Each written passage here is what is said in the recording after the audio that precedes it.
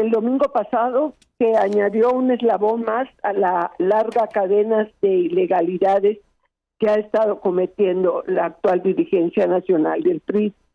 La elección, entrecomillada, de la nueva dirigencia 2024-2028, lo menos que se puede decir es que fue ilegal. Se convocó sobre bases ilegales, sin el candado que tienen los estatutos para evitar la reelección de las dirigencias. Se hizo además en un contexto todavía electoral, porque será hasta el 30 de agosto cuando concluya el proceso electoral 2023-2024, en el momento en que el tribunal dé su criterio respecto a la asignación de la representación proporcional en las cámaras de diputados y la lista nacional del Senado. Hasta entonces hay una provisión expresa en la ley de partidos políticos que impide cambios a los documentos básicos de los partidos y elección de dirigencia, además de que nuestros propios estatutos lo prohíben. Pues todo esto pasó a ser violentado por el propósito de buscar la reelección al frente del partido, que es en realidad el objetivo principal de toda esta atropellada historia que hemos vivido desde el 3 de junio pasado.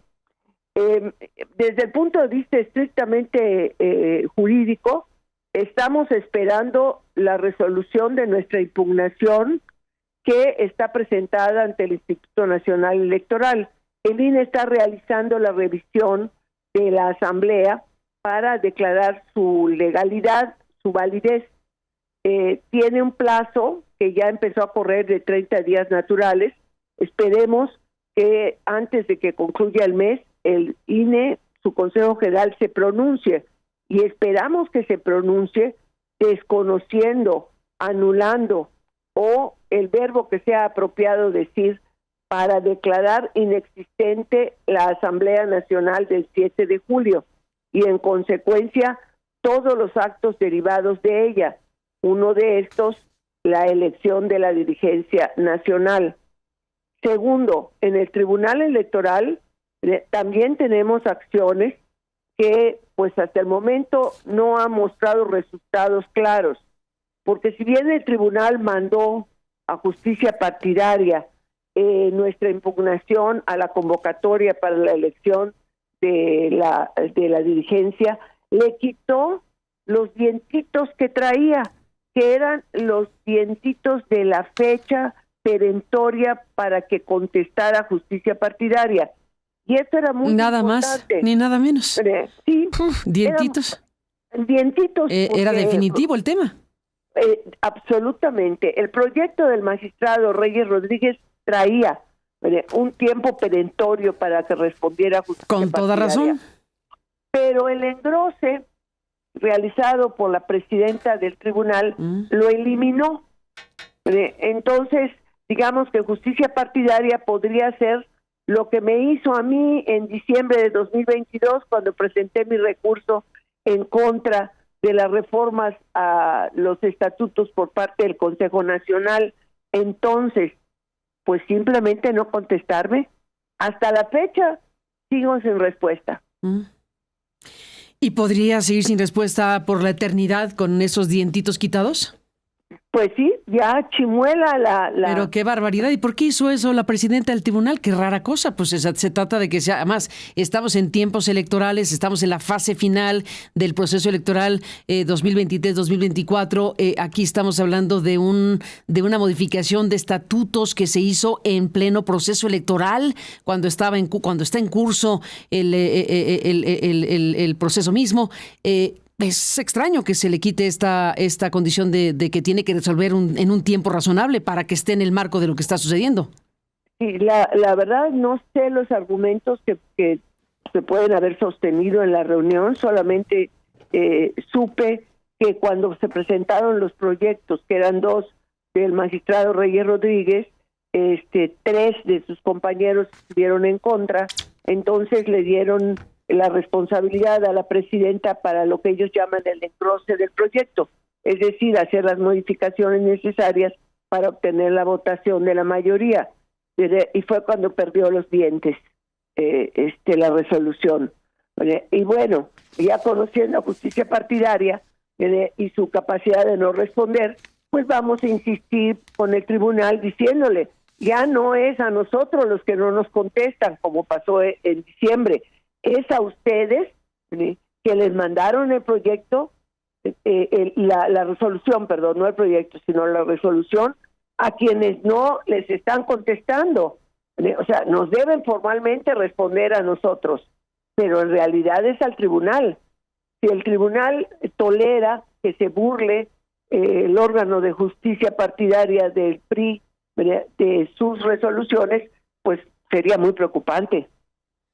Dulce María Sauri, si resulta que Alejandro Moreno, el presidente del PRI, logra mantenerse con esta reelección y ejercer el poder como presidente del PRI con esta reelección disputada, discutida, impugnada, pero al final de cuentas, si sucede que sí a su favor, ¿qué podemos imaginar de este PRI encabezado por Alejandro Moreno en un tiempo como el que nos toca vivir, en donde estamos viendo la discusión abierta sobre si habrá o no sobre representación en la Cámara de Diputados o sobre representación excedida o no? Y veremos qué pasa pues con las reformas que el presidente López Obrador envió al Congreso, que son de enorme importancia y gravedad. Y estamos hablando de que aquí van a contar los votos, por supuesto, para una mayoría que pueda modificar la Constitución. Y por lo menos en el Senado de la República requieren, no recuerdo, 2 o 3 senadores para tener la mayoría suficiente. Y en la Cámara de Diputados estamos por saber qué decide el INE y muy seguramente el tribunal. Ahí, en ese escenario, Dulce María Sauri Riancho, ¿qué papel jugaría ese PRI encabezado por Alito Moreno? A ver, Carmen, permíteme darte una respuesta en 3 momentos. Un momento inmediato, es decir, cuando se están constituyendo los grupos parlamentarios para la próxima legislatura.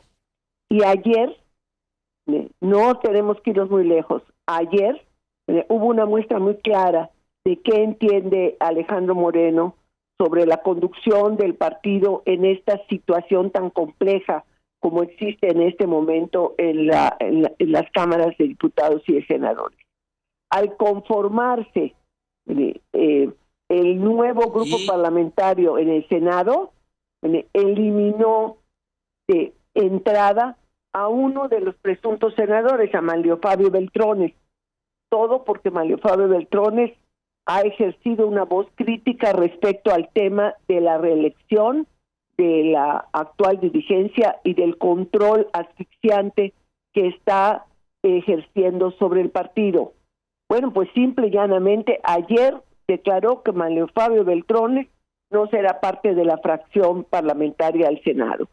Esto ya da un indicador muy poderoso de que se quedarán única y exclusivamente como priistas los incondicionales, los que obedezcan sin rechistar cualquier instrucción que pudiera venir de la dirigencia nacional. Yo veo a los presuntos senadores y a varios de ellas, no las veo como dóciles fichas a mover en el tablero, pero ese es el cálculo que está haciendo el presidente del Comité Nacional.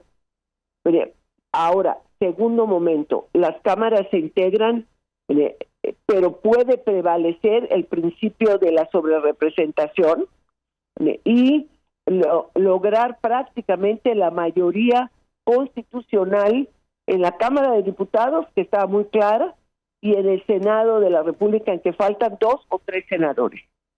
Las negociaciones no van a ser con grupos parlamentarios cuando ocupe Morena construir la mayoría constitucional, van a ser con personas de cualquiera de los grupos parlamentarios de las oposiciones, y van a ser muy posiblemente por eventos, y van a ser no para votar, sino posiblemente para ausentarse y lograr que la mayoría sea más baja, más reducida, porcentualmente hablando.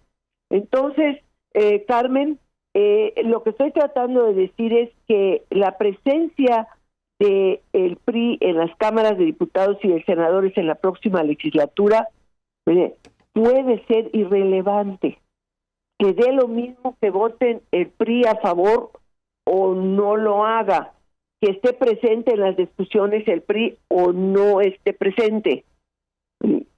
Lo que viene, si prevalece el principio de la sobrerepresentación, es auténticamente la soledad de las oposiciones en la lucha por lograr que prevalezcan, pues ya digamos, los hilos de la democracia, ya no el tejido democrático en el país.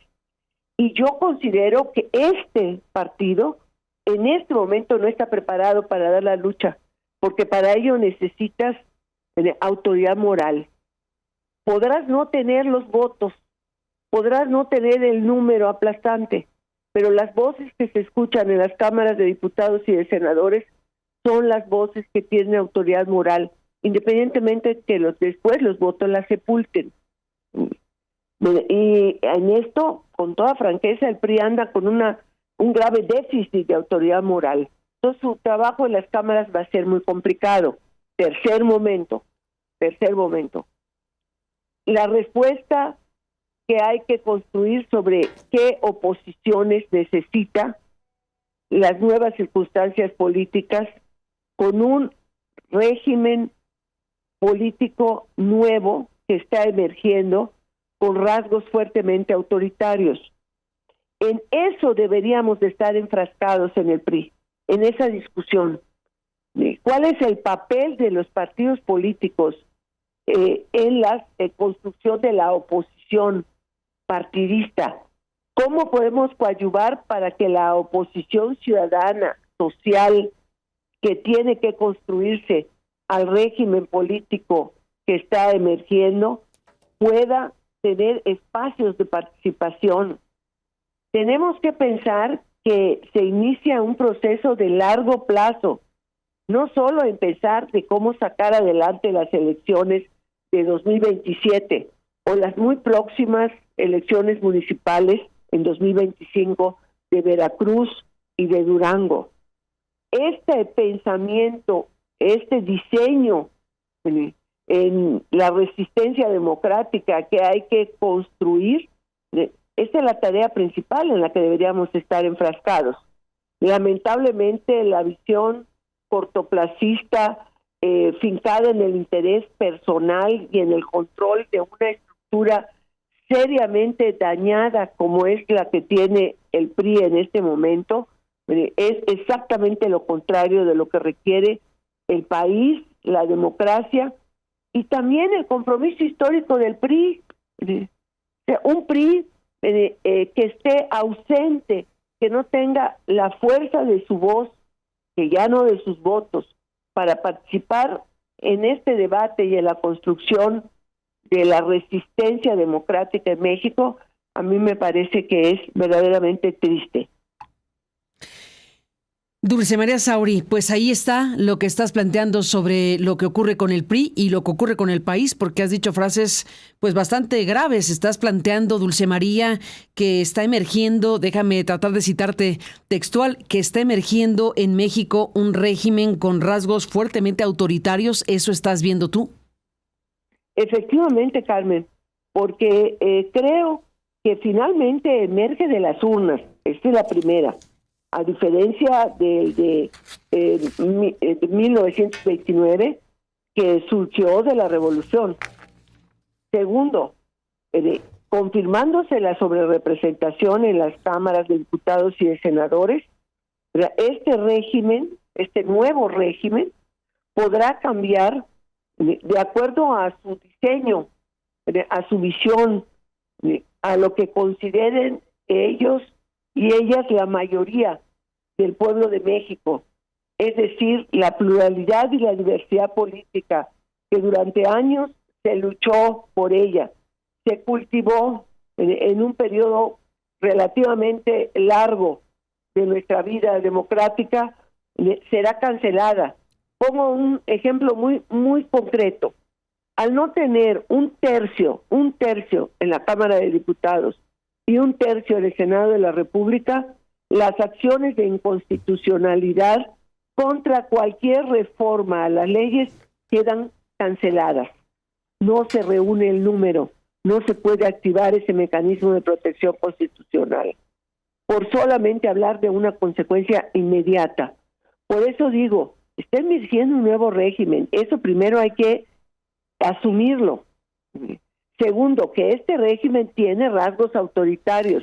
Parecido al PRI histórico, que estás diciendo, ¿qué tanto se parece al PRI que tú encabezaste en su momento? ¿Qué tanto se parece lo que tú dices al PRI que gobernó más de 70 años? A ver, ahí no podemos hablar del PRI que gobernó más de 70 años. Tendríamos que hablar de rasgos semejantes, jamás iguales, a los del partido hegemónico de la década de 1950, 1960, de aquellos periodos en que las oposiciones estaban prácticamente concentradas en muy reducidos espacios y en las cámaras de diputados, en aquella figura que se llamaba diputados de partido, una primera representación muy acotada de la oposición en la Cámara de Diputados, cuando la mayoría en las cámaras y también la mayoría gobernando todo el país, estoy hablando del PRI de la década de 1950, 1960, no requerían la participación de las oposiciones, de las minorías, en ningún proceso de toma de decisión. Ese fue el régimen surgido de la revolución, y el PRI fue el partido que surgió como Partido Nacional Revolucionario para sostener a ese régimen en el poder y lograr la transmisión pacífica del mismo. Bueno, no podemos decir es que Morena es lo que fue el PRI de la década de los 50, 60. Me parece que sería un error decir sí, que es exactamente lo mismo. No. Tiene ese mismo, vamos a decir, espíritu de sostener en el gobierno al nuevo proyecto, al nuevo estado que ellos visualizan, como el estado del bienestar, por llamarlo de alguna manera. Y el brazo electoral para sostenerlo en el poder es Morena. Si no entendemos eso, Carmen, difícilmente se va a poder diseñar una oposición en el país, u oposiciones, prefiero usar el plural, en el país, para enfrentar un régimen político. En los últimos 30 años, a partir de 1997, asistimos a la lucha electoral entre partidos políticos que competían entre sí. Una vez ganaban, otra vez perdían.